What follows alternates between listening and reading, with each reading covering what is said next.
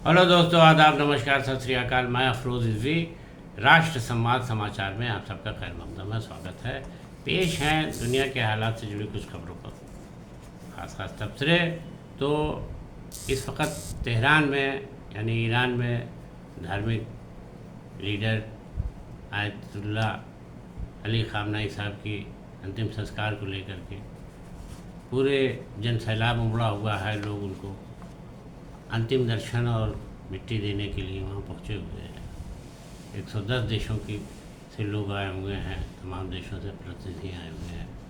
और जिस तरीके से श्रद्धालुओं को वहाँ भीड़ है, उसको देख करके वहाँ पर बड़े सख्त इंतजाम किए गए हैं। ईरान ने की सरकार ने वहाँ पर एक ये भी शंका जाहिर की है कि हो सकता है कि दुश्मन मुल्क की तरफ से कोई ऐसा हमला न हो जाए जिसमें यहाँ पर और लोगों की मौत वाक़ई हो जाए, यानी उनका भी हमले में मारे जाएं।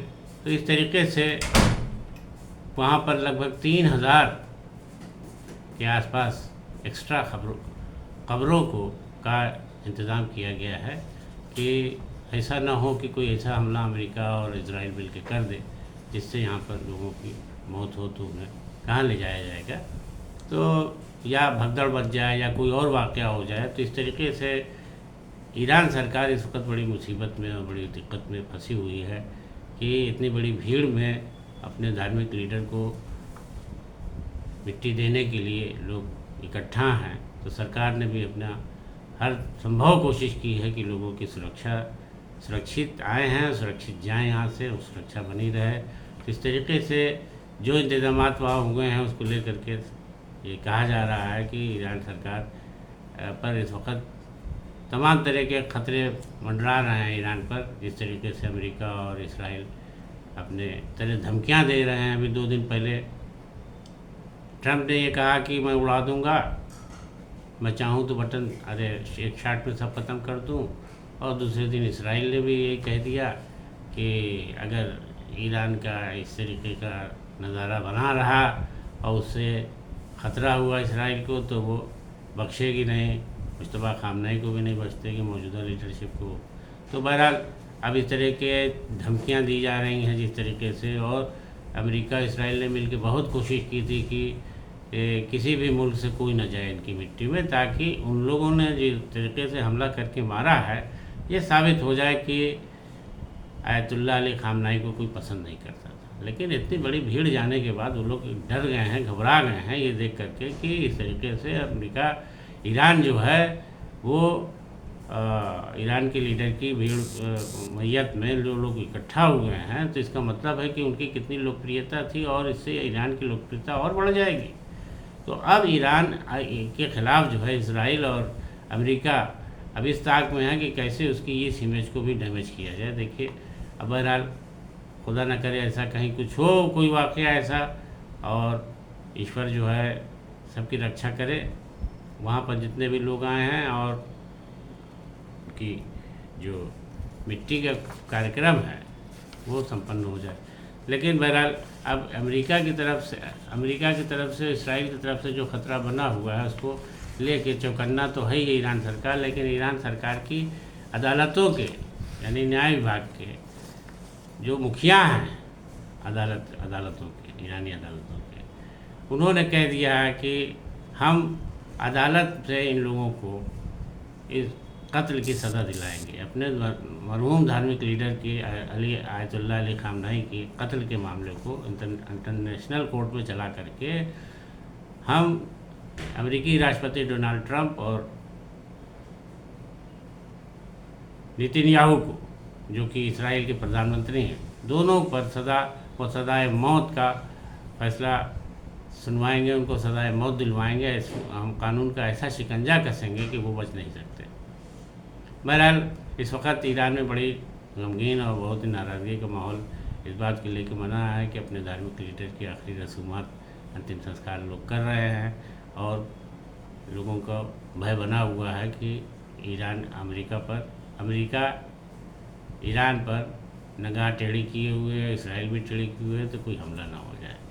बहरहाल अब इस मुकदमे को जो है इंटरनेशनल में कोर्ट करने की बात जो कही है, तो कहा है कि हम इनको सजाए मौत दिलाएंगे। सारी दुनिया देखेगी कि जिस तरीके से हमारे धार्मिक लीडर को इन्होंने धोखे से मारा है, तो अब इनको भी सजाए मौत देंगे, ताकि जो है ये इस बात को महसूस करें कि मौत क्या होती है, ज़िंदगी कैसे चली जाती है।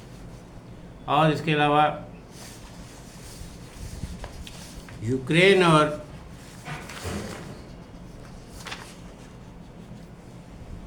रूस को लेकर के जंग का माहौल वैसे ही बना हुआ है। सोमवार को रूसी ड्रोन के हमले में लगभग 18 लोगों की मौत हो गई और दोनों मुल्क के बीच जंग का वजह से इतना ज़बरदस्त तनाव है कि दोनों के शहरी मारे जा रहे हैं और दोनों देशों के मुखिया को कोई भी दर्द नहीं हो रहा है कि वो इस तरीके से समझौता करें ताकि जो है लोगों की ज़िंदगी महफूज रहे और लोग तरक्की काम करें, अपनी तरक्की की बात सोचें। लेकिन वहाँ पर जिस तरीके से रोज़ धमाके हो रहे हैं, मारे जा रहे हैं, उससे दोनों देशों की शहरियों की हालत खराब तबाह है। रूसी राष्ट्रपति व्लादिमीर पुतिन और यूक्रेन के राष्ट्रपति ज़ेलेंस्की दोनों ही अपनी अपनी हठधर्मी पड़े हैं। बात होती है कि समझौता होगा, यहाँ मिल रहा है, वहाँ मिल रहा है, लेकिन समझौता होते नज़र नहीं आ रहा। बहुत पहले, काफ़ी समय हो गया, उसको भी 1 महीना हो गया, बल्कि कहा जाए 1 साल से ज़्यादा हो गया, जब डोनाल्ड ट्रंप ने पहल की थी कि हम ज़ेलेंस्की को भी बुलाएंगे, पुतिन को भी बुलाएंगे और बैठ करके समझौता करा देंगे ताकि ये इतनी लंबी जो जंग चल रही है यूक्रेन और रूस के बीच, ये ख़त्म हो जाए। इतने लोग मारे जा रहे हैं, बेकसूर मारे जा रहे हैं।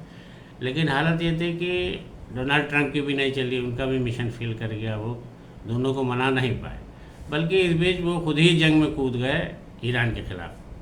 अब ईरान में वो उलझे हुए हैं, सारी दुनिया देख रही है, तो लोग हंसते हैं इस बात पर कि कहाँ तो जंग ये दावा करते हैं कि पूरी दुनिया में जहाँ जहाँ जंगें होती हैं मैं ख़त्म कराता हूँ, वहाँ शांति स्थापित कराता हूँ, मुझे नोबेल पुरस्कार मिलना चाहिए।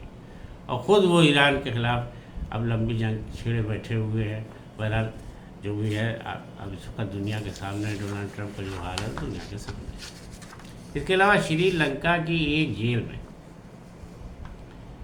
2 गुटों के बीच, कैदियों के 2 गुटों के बीच खूनी टकराव में, खूनी झड़पों में 25 लोग मौके पर मारे गए और 100 से ज़्यादा घायल हो गए। सरकार ने इस मामले की जांच शुरू कर दी है कि आखिर ये घटना कैसे हुई, इसके पीछे किसका हाथ है, इसमें क्यों इस तरीके से एक साथ 25 लोग मर गए और 100 से ज़्यादा लोग घायल हैं, हॉस्पिटल भेजा गया है, उसमें कईयों की हालत नाजुक भी बताई जा रही है। तो सरकार के हाथ के तोते उड़ गए हैं कि जेल प्रशासन के खिलाफ भी उन्होंने कार्रवाई की है सरकार ने। लेकिन ये कि ये घटना हुई क्यों, जो बेचारे जेल में मामूली सज़ा में भी बंद थे वो भी मारे गए हैं। तो अब इस वक्त जो है श्रीलंका सरकार के पास जवाब देने के लिए कुछ नहीं बचा है, सिवाय इसके कि वो जांच का दावा कर रही है कि हम जांच करा रहे हैं और जांच में अगर कोई पाया जाता है दोषी तो उसको सज़ा देंगे। अब सज़ा क्या देंगे जब 2 गुट वहाँ पर भीतर टकराव हो रहा है।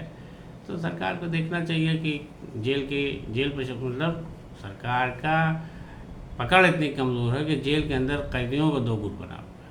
बहरहाल श्रीलंका के हालात पहले भी इस तरीके से ख़राब रहे हैं, वहाँ पर LTTE और इन सबों का भी रहा है गुट, जंगे लड़ता रहा है।